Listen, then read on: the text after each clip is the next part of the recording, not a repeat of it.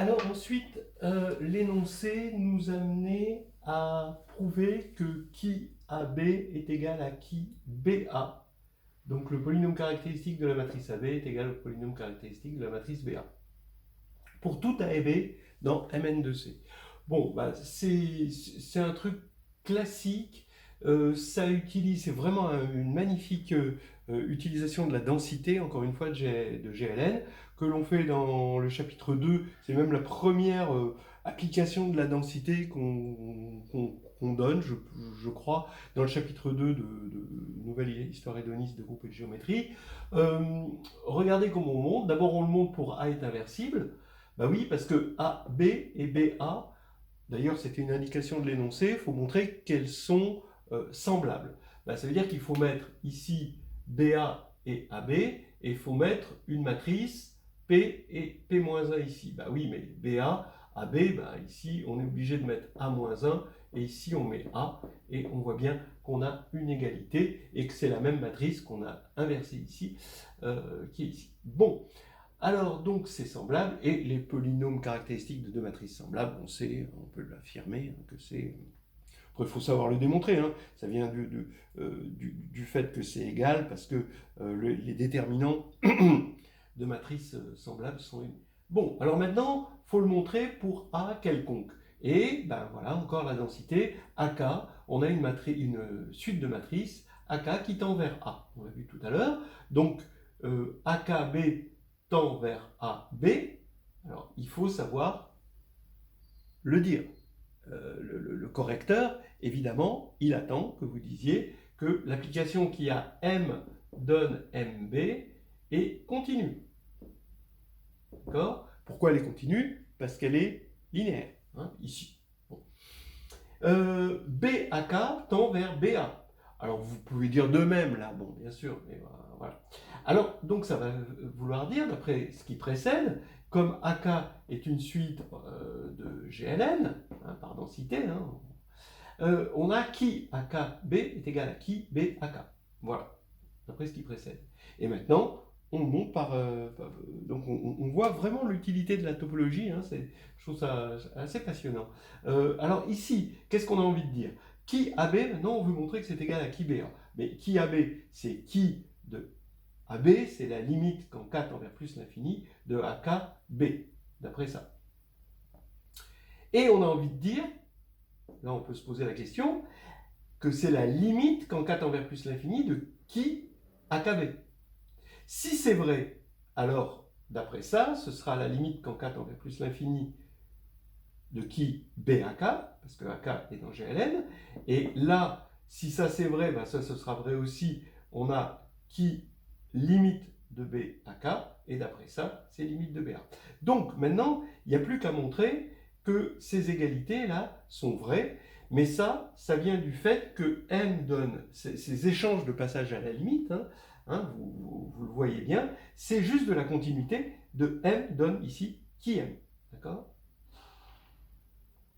Mais continue, là il faut vraiment bien préciser de quoi, dans quoi, avec quelle topologie, etc. Alors, M, il est dans Mn de C, muni de sa topologie normique. D'accord? Qui M? Ah, c'est un polynôme. Ah oui, mais c'est un polynôme. Alors, on pourrait dire c'est un polynôme C de x, mais lui, il est de dimension infinie, donc il n'a pas de topologie normique. C'est en dimension finie qu'on a quelque chose qui ne dépend pas de la norme. Donc ici, on a Cx indice n, donc les polynômes de degré inférieur ou égal à n. Et là, on regarde les coefficients dans la base canonique, et on voit que les coefficients, ici, sont polynomiaux en les coefficients de m. D'accord? Par exemple, le terme de degré 0, c'est au signe près le déterminant, etc. etc. Pourquoi? Parce que qui m vient d'un développement d'un déterminant. Donc, il n'y a que des polynômes. Et donc, c'est polynomial. Donc, c'est continu. Et là, tout ça, c'est vrai. Donc, on a que qui AB est égal à qui BA pour tout AB dans Mn de C. Alors ensuite, il fallait montrer, déduire de tout ce qui précédait, que qui de C bar appartient à R de X. Ça, c'était une étape pour montrer 2, puisque là, on veut montrer la propriété 2. Alors, ça appartient à R de X? Ben oui. A priori, ça appartient à C de X. Ah ouais, d'accord. Mais on veut mieux, on veut que ça appartienne à R de x. Alors, on veut montrer que qui CC bar est un polynôme réel. Mais là, on va se servir du fait que c'est une fonction polynomiale réelle. Alors ça, attention, c'est encore un saut hein, non négligeable dans le raisonnement. On peut assimiler polynôme et fonction polynôme quand on est sur un corps infini. Bon, il est clair que R est infini, hein, C est infini. Bon. Donc, dire que qui CC bar est un polynôme réel revient à dire qu'on a une fonction polynôme réelle parce qu'il y a un unique polynôme associé à une fonction. D'accord? Polynomial. Et ça veut dire qu'il faut montrer que lambda appartient, si lambda appartient à R, alors qui CC bar de lambda appartient à R. C'est ça la question qu'on se pose. Qui CC bar de lambda? On va dire que, bon, signe près, il y a des conventions différentes, mais c'est le déterminant de lambda identité moins CC bar. C'est ma définition préférée. Voilà donc quelque chose d'important, hein, ce saut entre polynôme et fonction polynomiale. Maintenant, il y a une deuxième chose importante. C'est que un critère réel, donc il faut montrer que ça, ce n'est... Bon, on sait que c'est dans C, mais il faut préciser. On a un élément complexe et il faut montrer qu'il est réel. Et quand on a un élément complexe, le meilleur moyen de montrer qu'il est réel, c'est de montrer qu'il est barre invariant. Ça, c'est fondamental d'avoir toujours ça dans l'esprit. Hein. Réel, barre invariant. Voilà. Quand on sait que c'est complexe. Bon, alors on y va. On va faire det de lambda in moins cc bar, le tout bar, et on va montrer que c'est égal à det de lambda in moins cc bar, et ce sera terminé. Donc, on a vu que le déterminant commutait avec bar, on le fait.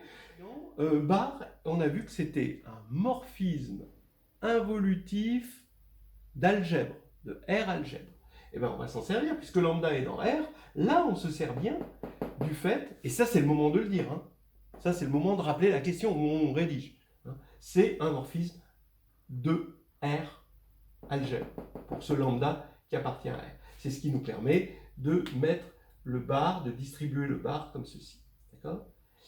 Et de commuter avec l'addition. Et maintenant, ici, on a bar, in bar c'est in, et maintenant, involutif, attention, ça va faire d'algèbre, donc il va commuter avec le produit, donc on va avoir C bar, C bar bar, mais involutif, donc C bar C.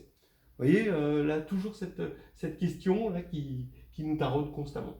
Et là, ici, on reconnaît qui de C bar C de lambda. Mais qui C bar C de lambda, on vient de montrer que c'est qui C bar de lambda. Et donc, c'est bien le polynôme caractéristique, ce qu'on voulait. Voilà, là maintenant, on est dans l'hypothèse que C bar est à valeur propre simple. C'est-à-dire que C appartient à cet ensemble oméga qu'on avait défini au tout début, dont on va voir qu'il est dense, bon, tout ça. Mais pour l'instant, C bar est à valeur propre simple. Donc entre autres, C bar est diagonalisable, hein, ça on le sait. On sait même mieux. Et ça, c'est une question de montrer que les multiplicités géométriques hein, sont toutes égales à 1, en quelque sorte. Bon, c'était quelque chose d'isomorphe à cette question. Effectivement, hein, on sait que la multiplicité géométrique de lambda, c'est-à-dire la dimension d'un sous-espace propre associé à une valeur propre lambda, bah forcément c'est supérieur à 1, sinon lambda ça ne serait pas une valeur propre, mais c'est inférieur à ma de lambda. Et étant donné que c'est simple, quand on dit simple, c'est la multiplicité algébrique, donc ici c'est 1. Donc il est coincé entre 1 et 1, donc ça veut dire que les sous-espaces propres, ce sont des droites propres. Donc maintenant, pour CC bar, hein, maintenant, si lambda est dans le spectre de CC bar, mais dans R, à la fois dans le spectre de CC bar, mais dans R. Et on va montrer qu'alors, lambda est positif, ou nul. Pour ça, l'énoncé nous demande de prendre un vecteur propre pour la valeur propre lambda, donc C bar V égale lambda V, entre parenthèses, bien penser que ce vecteur propre, il est unique à un scalaire non nul près, d'accord?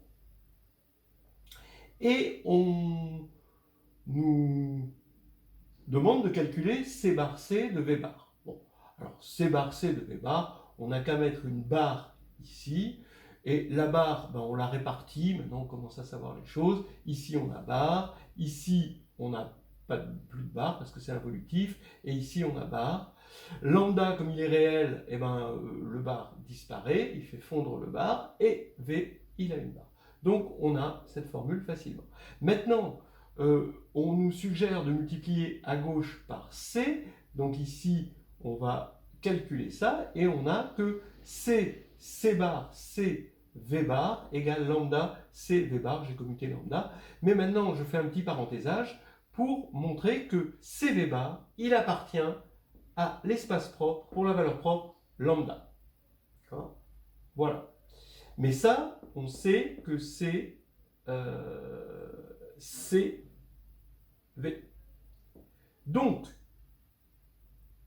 on a ça d'après ce qu'on vient de voir ici. Donc ça veut dire que CV bar, il est égal à mu V pour un mu dans C. Voilà. Maintenant, l'énoncé nous demande de calculer C mu bar V bar de deux façons différentes. Qu'est-ce que ça veut dire? De deux façons différentes. La première façon, elle nous saute aux yeux, c'est de prendre mu bar et de le sortir, puisque c'est linéaire. Donc ici, vous avez mu bar, C V bar. Voilà. Mais C V bar, d'après cette formule-là, C V bar, c'est mu V. Alors, mu bar, c'est V bar, du coup, c'est mu bar fois mu V, on fait un petit parenthésage, et mu bar mu, eh ben, c'est le module de mu au carré, et toujours fois V. Voilà. Donc ça, c'est la première façon. La seconde façon, ben, évidemment, on regarde C mu bar V bar, ben, mu V, c'est CV bar, donc maintenant on met un bar dessus, pour voir que on a que ici, c'est CV bar, le tout bar. D'accord? Donc, maintenant, je distribue le bar, ça va faire C bar, V bar bar, donc C bar V, et ici, c'est CC bar V, mais CC bar V, c'est lambda V ici. Donc on a finalement une égalité, les deux façons différentes, ça y est, c'est terminé. On a l'égalité vers laquelle nous avait amené un peu l'énoncé, et cette égalité, attention, on a envie de simplifier par V, c'est pas terminé. Il faut faire attention à la dernière ligne droite. C'est là des fois qu'on se plante, quand ça sent l'écurie. Et ben, vous voyez, il faut dire que V est non nul. D'accord? Disons alpha V est égal à bêta V, ça implique qu'alpha bêta égale bêta si V est non nul. Et V est non nul parce que c'était un vecteur propre, donc ça il faut le dire. Et donc là maintenant, lambda est égal à mu, le module de mu au carré, et donc forcément il est positif, il n'y a pas plus positif que lambda, c'était ce qu'on voulait montrer. Alors maintenant ça y est, on va enfin montrer 2 dans toute sa généralité, donc 1 finalement, puisque 2 était équivalent à 1. Un petit rappel des éléments. D'abord, si lambda est dans le spectre de CC bar avec lambda réel, alors lambda est un réel positif. Ensuite, qui de CC bar est le polynôme caractéristique, il est dans R de x. Voilà ce qu'on avait montré. Et maintenant, on va montrer enfin cette propriété 2. Alors calculons dette de IN plus CC bar. Et là, on a beau tourner autour du pot, je ne vois pas trop comment faire, sinon mettre dette de moins IN moins CC bar pour faire apparaître ce qu'on connaît, c'est-à-dire le polynôme caractéristique de CC bar. Mais ici, il faut mettre moins 1 puissance n là. Alors j'ai moins 1 puissance n, et là maintenant, ça y est. C'est qui de CC bar appliqué en moins 1. D'accord ? Donc c'est moins 1 puissance n, le produit des moins 1 moins lambda, quand lambda parcourt les racines de qui CC bar. Je vous rappelle qu'on a choisi une définition du polynôme caractéristique qui est unitaire. Donc on a ça. si on ne l'avait pas choisi unitaire, de toute façon, on aurait le moins 1 puissance n, donc on ne peut pas échapper à cette formule-là. Très bien. Maintenant, dans le spectre, attention, il y a les réels et il y a les non réels. Les réels, on sait qu'ils sont tous positifs. Donc, moins 1 moins lambda est strictement négatif. Parmi les non réels, eh ben, si lambda n'est pas réel, comme le polynôme caractéristique, lui, est réel, eh ben, lambda bar, lui, qui est différent de lambda, puisque s'il était égal, il serait réel, est aussi racine, et je dirais même avec même multiplicité. D'où ça vient? Ça vient du fait que si x moins lambda puissance k divise un polynôme réel, alors on peut prendre le bar, le bar qui va être un automorphisme encore sur l'anneau des polynômes, sur l'algèbre des polynômes, et ici on va avoir bar, ça va diviser aussi, mais ça va diviser p bar. Mais ça divise p bar, donc je prends P dans C de X a priori, hein, mais P bar il est égal à P. D'accord? Voilà. Donc ça veut dire que si x moins k puissance lambda divise P, alors x moins lambda bar puissance k et divise P aussi. Donc ils vont être racines avec la même multiplicité. Ça c'est important, hein, à bien connaître. Donc maintenant je reviens là-dessus. Je vais avoir dans ce produit à la fois moins 1 moins lambda et moins 1 moins lambda bar à chaque fois. Dès que j'ai lambda, je vais avoir aussi lambda bar. Donc je vais avoir un produit de module de moins 1 moins lambda le tout carré, donc quelque chose de positif. Donc maintenant, je m'intéresse juste au signe du côté réel. Je vais supposer qu'il y a k racines réelles, exactement k racines réelles. Donc ce qui veut dire qu'il y a 2k' racines non réelles. Et donc qu'en tout, k plus 2k', c'est l'ensemble des racines. Je les compte avec multiplicité. Hein. Je vais avoir n en tout. Et bien ça veut dire que k et n sont de même parité, forcément. Et maintenant, le signe, puisque le signe du côté non réel, c'était positif, donc je le vire, et il suffit de regarder le signe de moins 1 puissance n fois le produit de moins 1 moins lambda pour lambda dans le spectre réel. D'accord? Et ça, le moins 1 puissance n fois le moins 1 puissance k, puisqu'il y a k racines réelles, puisque kn sont de même parité, ça va s'annuler, et donc il va rester plus que pi de lambda dans R, de 1 plus lambda, hein, j'ai mis le moins 1 puissance k en facteur, et comme lambda est positif, et 1 plus lambda est positif, et le produit est positif, et c'est terminé. On a montré on a montré ce qu'on voulait. Mais attention, c'est pas tout à fait terminé, parce que, vous vous rappelez, on avait choisi C dans un oméga, et oméga, c'était l'ensemble des C tels que C bar est à valeur propre simple.